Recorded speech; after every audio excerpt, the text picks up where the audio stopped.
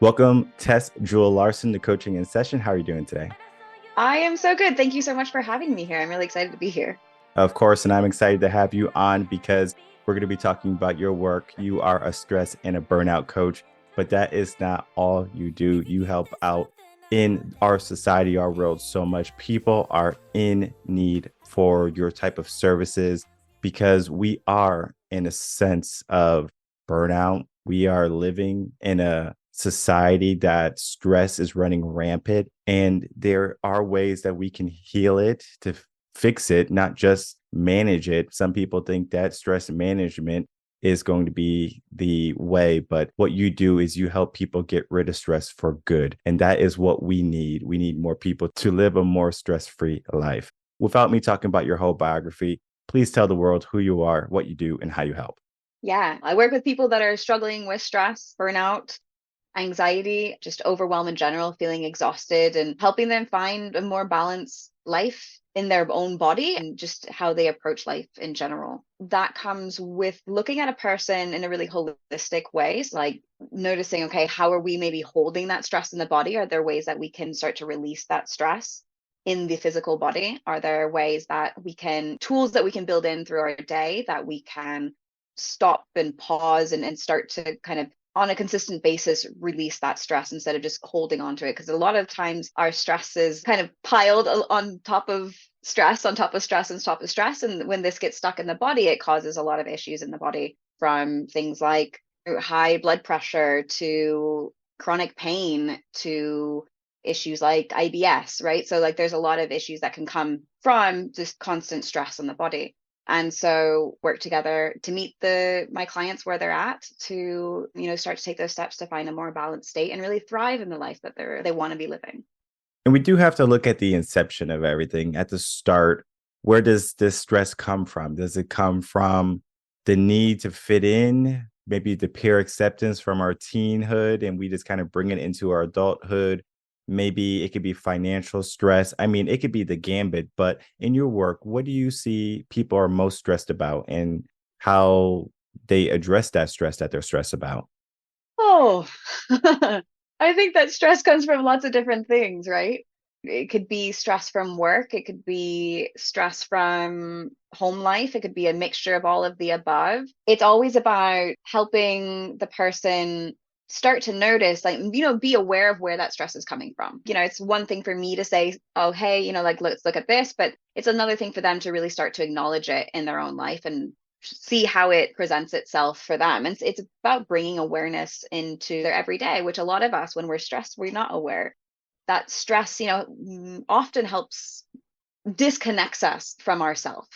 My whole goal is to help reconnect the person with their self, and really, start taking those small steps to really notice, okay, how am I feeling today? And what are little things that I can start to do for myself that really gives back to me and helps me release that tension, that dis-ease in the body and in the daily life. Looking at not just like what we're doing necessarily on a day-to-day basis, but how are we responding to that stress, because we can't necessarily just get rid of the stress that we have in our life, but it's how we approach those different stressful situations. Maybe can we take a little moment to pause before we go into certain things that we know activate us, so that we can go in and instead of reacting, we're responding. And then, like you mentioned, like there's certain things that can set us off. Maybe we have a limiting belief of some sort that is what is increasing that stress. And so can we kind of go in and notice, what is that limiting belief that we have? Can we start to reframe it? Can we start to talk to ourselves differently so that we show up for ourselves better? No, that's a valid point because limiting beliefs can create stress. If we are not showing up in our day, that stress is going to come whether we like it or not, because the anxiety is going to be setting in too. And one of the things I wanted to ask you, because you work with this so frequently with your clients, is we have to look also at maybe 20 years ago. We don't have to go back too far. Okay. 20 years ago, were people more stressed then, or are they more stressed today? Or do people just don't know how to approach not being stressed and having a stress-free life? I think a lot of it comes from being stimulated all the time. 20 years ago, we weren't always on devices all the time. We still had time to kind of decompress and release and not constantly be on. And being stimulated all the time doesn't allow our brain to relax, right? Like it's like constantly going. And, one of the things that I really suggest to people is, start to limit their screen time, start to limit the amount of time that they have on their devices, and just have I call them active rest moments. So just allowing the brain to rest, and you're actively doing it. So you're like putting away your phone, you're putting away the book, you're putting away the screen, you're putting away the music, and you're just allowing yourself to be in the moment. And that can be very uncomfortable, especially when we're so used to being stimulated all the time. So, doing it in small doses, the beginning is important, not just like diving straight in, and doing things that help you focus as well. So keeping that focus during those times, to help you feel, comfortable in that. I remember seeing at one point, there was some study that was done that like people were getting paid to, if they went into a room and didn't do anything for an hour, then they would get so much money. And like a good portion, I don't remember the actual like statistic of it, but like a good portion of the people couldn't last the hour. They're like, no, no, and they left, and they walked out, and they didn't get their money. And it was just like, wow, like we have to be stimulated all the time, that for an amount of money, we can't even just sit with our own thoughts for a while. And there's a lot of studies that show that having that rest time actually helps us be more creative. It helps us feel more focused. It's not always easy to do, especially because we are stimulated all the time. But that is one thing that I would say that probably increases our stress levels, because we're not allowing ourselves just to be. And over the years, looking back 50 years ago, we had TVs and maybe not as much cell phone usage, but people were addicted to reading the newspaper. So it's almost like as a culture, we are addicted to information. Do you find that to be that people just want to consume as much information, be it good or bad? Probably people want information, people want to be entertained, right? Like I would say, as a human race, we're very good at like creating things that entertain us, whether that's books, whether that's listening to like, the radio, all those radio shows that they had back then. We have podcasts now, right? But instead of having like a TV show, you had this radio show. So you were listening to it, but you were still using your imagination. I think that there's a little difference between reading a book and listening to like a story than actually watching it happen in front of you, because you're not having to imagine anything. It's literally there. I think that difference as well. Like, yes, we want that information, we want that entertainment, but maybe taking the time to just allow our imagination to run a little bit more, be a kid again. Like, and I think that I don't know, it'll be interesting to see the younger generation coming up, right? And noticing like how, because they're on more often than we ever were as kids, at least me. Like I didn't have, the constant stimulation that they did. Like I went out and played outside loads, and I grew up on a farm, so like we weren't allowed on the TV until at certain times of the day, and it was only a family thing. It wasn't actually, I was talking about this with a friend earlier. It was only a family thing. Like it wasn't like oh, just go watch some cartoons. No, you're going to watch it. Like you're going to watch it with your brothers. You're not going to watch it at all. Or we're going to watch it as a family, or we're not going to watch it at all. It's just very different as well, I think, for our generation. And then for this new generation coming up, when they're always on their phones, they're always like, I have a niece and she's 10 and she already has a phone, she has WhatsApp, like, and she's talking with her friends, and I'm just like, what? Like we had to like your mom would get on the other line and be like, get off the phone. That's how it was. We had dial-up AOL, if you remember that. We grew up in prehistoric times almost compared to the children growing up today. We had a conversation similar to this one on our Group 4 episode. We talked about screen time in children and how it stops them from taking proactive action toward their potential self-improvement, betterment. And what that typically tends to do to the mind is it makes it almost insatiable. It's like they need that fix. They're addicted to it.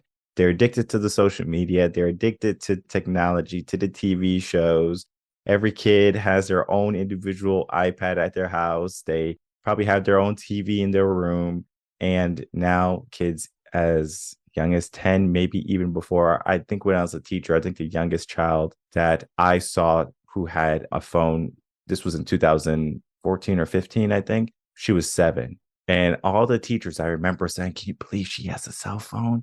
And everyone was just like, I can't believe this, because the teacher was a little bit older and they were saying, I didn't get a cell phone till I was like 30. And the times are changing so rapidly. But what needs to happen is not so much of us looking at this as an issue, I believe, but to look at it in a sense that let's manage what's happening, because technology is a useful tool, right? I can connect with you, you're across the states, and it's just like, all right, we can come together, we can make something amazing. That wouldn't happen if technology wasn't there. Our message would probably not be able to be sent out to hundreds of thousands of people because of the lack of technology.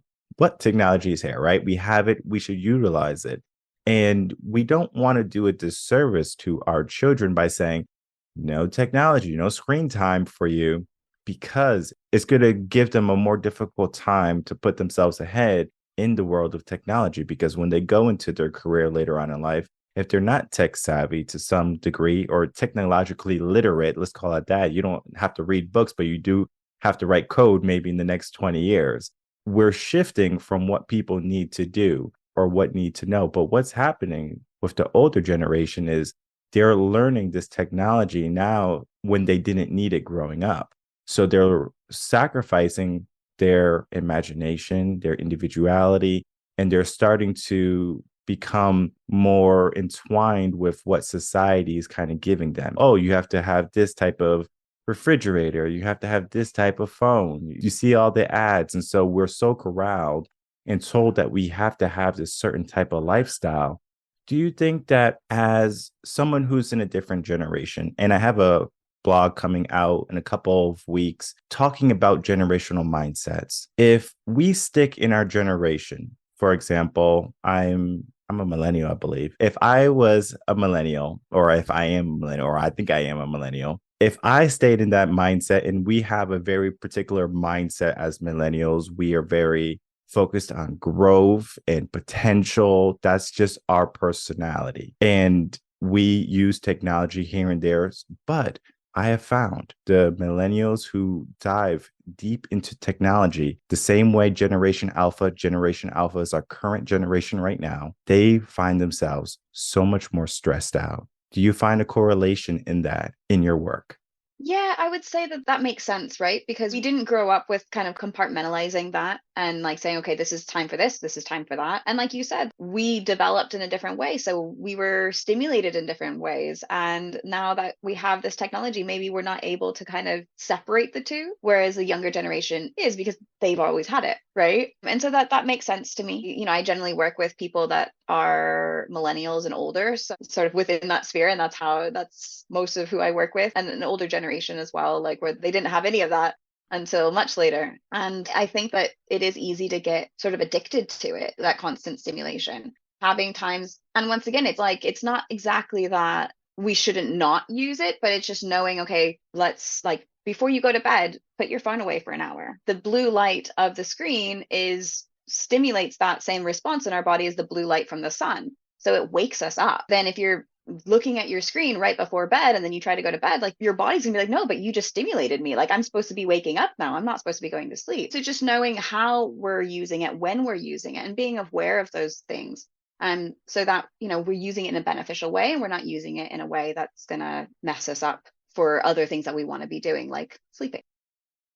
People definitely sacrifice sleep to be on their phones. If they find themselves awake at 1 o'clock in the morning, the first thing they do is go to their phones. And that could be maybe the worst thing that they can do. What I would recommend, if you can't sleep, again, this is more mindset than probably the stress work.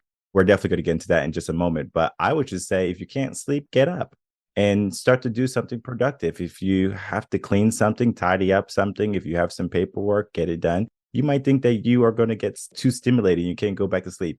Let me tell you a secret. You already can't sleep. So if you're already on your phone for 2 or 3 hours, you might as well get off your phone and be more productive. But again, that's just a little mindset trick. But I do want to get into how can people start to get rid of some of their stress, right? So let's say we have a full suitcase and we're going to Mexico together. And our baggage is going to be stress, literally 50 pounds of stress. Because if it's over 50 pounds, we're going to have to pay an overage, and that's like $128. No one wants to do that. So they keep just the right amount of stress in their life, 50 pounds. That's what they know they can handle, but they keep it at capacity.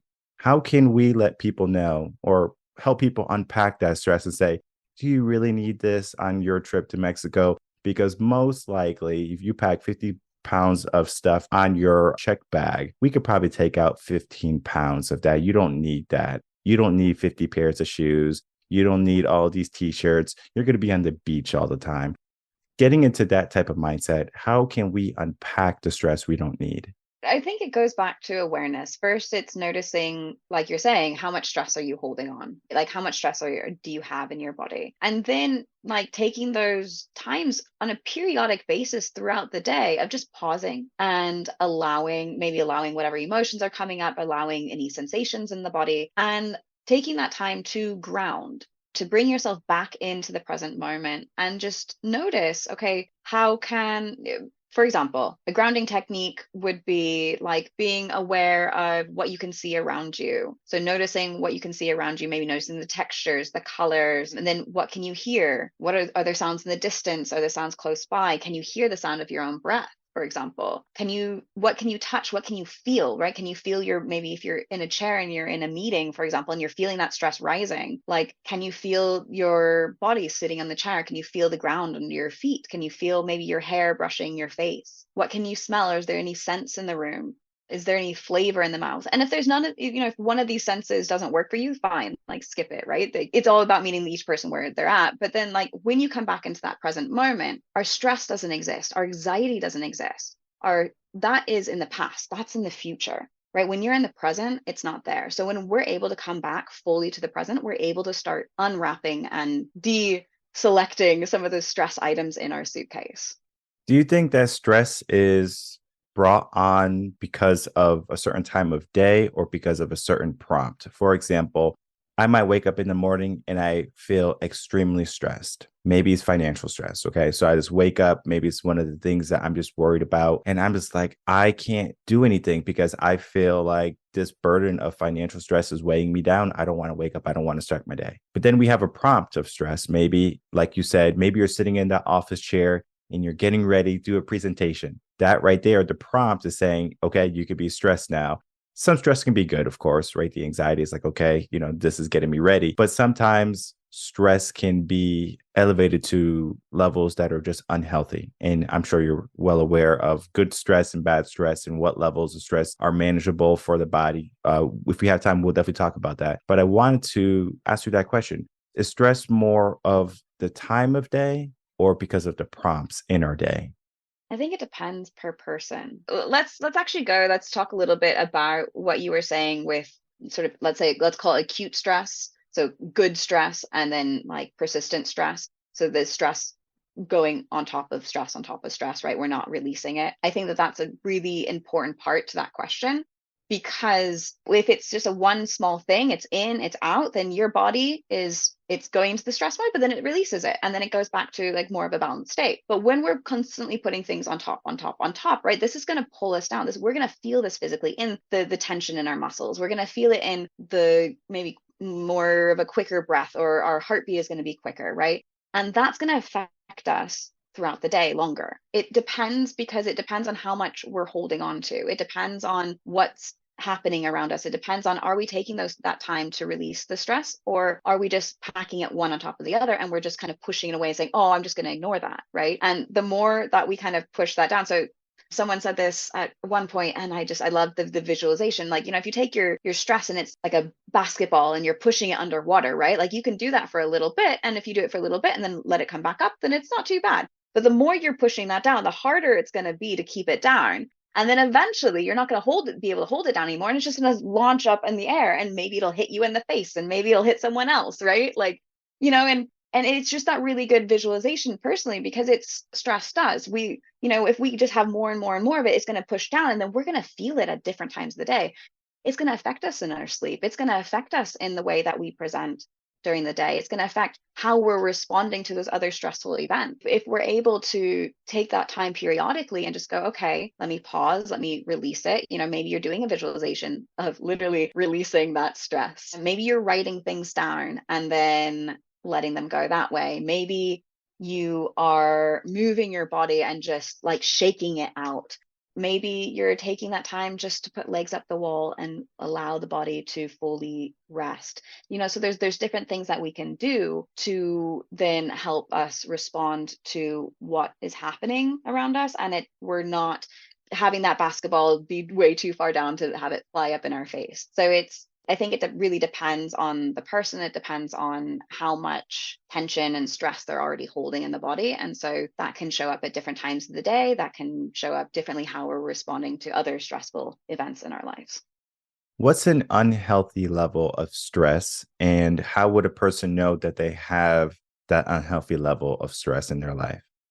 I would say an unhealthy level of stress, if you're noticing, for example, that you are not able to stop, like maybe your leg is constantly jiggling or your eye is twitching, or maybe you are, just feeling really tight in the shoulders or clenching in the jaw. Clenching jaws at night, that can be an example of stress, right? So your body is just holding everything in, and the twitching of the leg, of the eye, right? That's because your body is trying to release this stress in some way. Stress can show up as heart disease. It can show up as, like, some of our major diseases that we have today are caused by persistent stress that we're not able to release.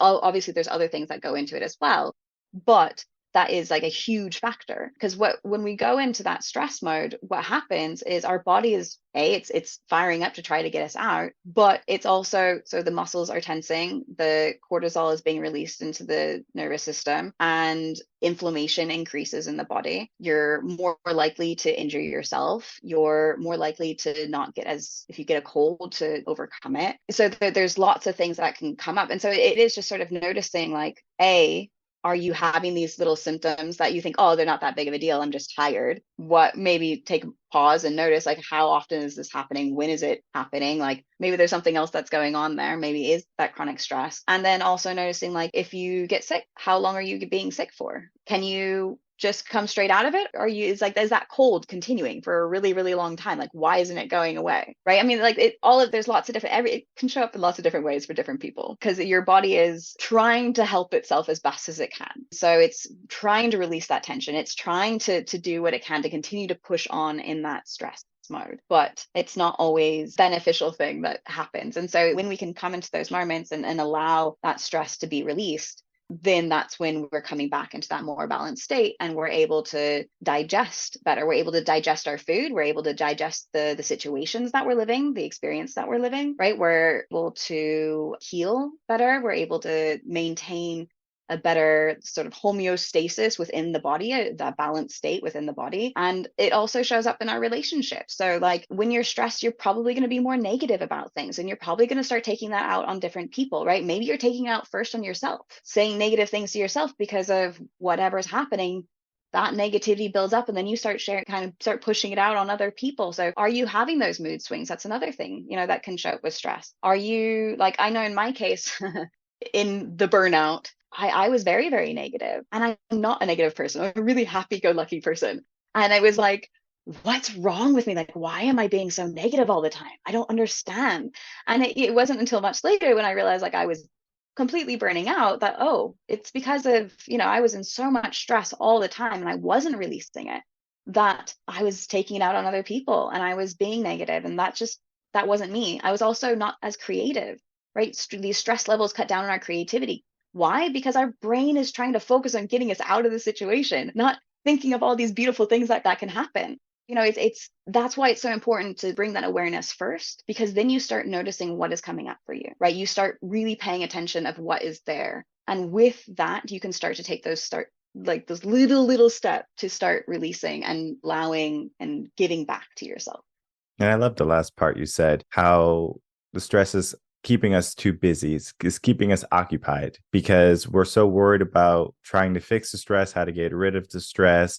And we can't be our true amazing self because we're so occupied with the little things, maybe, or the things that finally surmounted to everything. For example, your trash bin in your kitchen. If you throw away one thing, you don't have to take out the trash, but eventually over the day, you accumulate enough trash to take it out in the evening. Stress could be very similar to that, because we might just do it so subtly, like, oh, little stress here, a little bit more. And it finally adds up to a level. It's like, I need to take this trash out. And one of the sayings that people say quite frequently, like when they're in the health profession, especially like therapy, we do some in life coaching, mindset coaching, is take out the trash, and is literally looking at your mind and seeing what needs to be taken out. Because some things we need to give our focus to, and some things we shouldn't be giving our focus to. And some things we try not to give our focus to, we try to avoid them. And I found the best way to go after the things that we try to avoid is to get someone in our corner, someone who can hold us accountable, someone who can figuratively hold our hand and guide us through it. Because if you have to clean up your whole entire house, it could be daunting if you have to do it by yourself. But if you have a team of people or just one person just helping you, it's so much more enjoyable. And that is why I love the work that you do, Tess. And it is important that people realize that they can have someone in their corner that can help them along this journey of life. Because if you're stressed, if you're overwhelmed, if you feel burdened to any degree, why not manage that today? So as we begin to wrap up, Tess, I would love for you to give us a final word and for you to tell the audience where they can find you. First off, thank you so much for having me. This has been wonderful. Hopefully, people have been able to at least pick up one thing, but they're like, oh, that's going to be beneficial, or oh, I understand that. Yeah, so you can find me on Instagram and Facebook. Look up Tess Jewell-Larsen. My name's pretty unique. I don't think anyone else out there has it. And then my website is www.tytonyyoga.com. So that's TYTONI yoga.com. And you can find out everything that I offer, or just contact me and say hi. I like to chat with people too. Whatever you need, message me or see what I can offer you. There's lots of stuff on for free on the website and also on the Instagram and Facebook. Hopefully you get something that's beneficial and that helps you.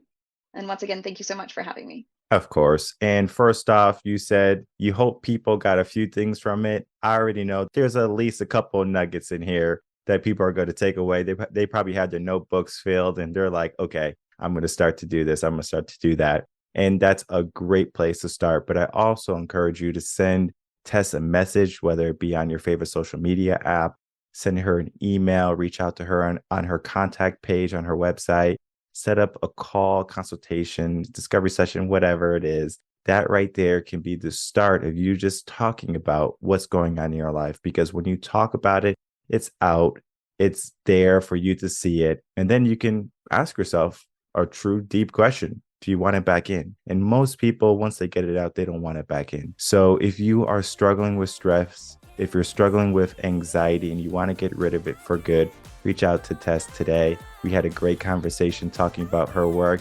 And I want to thank you, Tess, for coming on and being an amazing guest. Thank you so much for having me. Of course.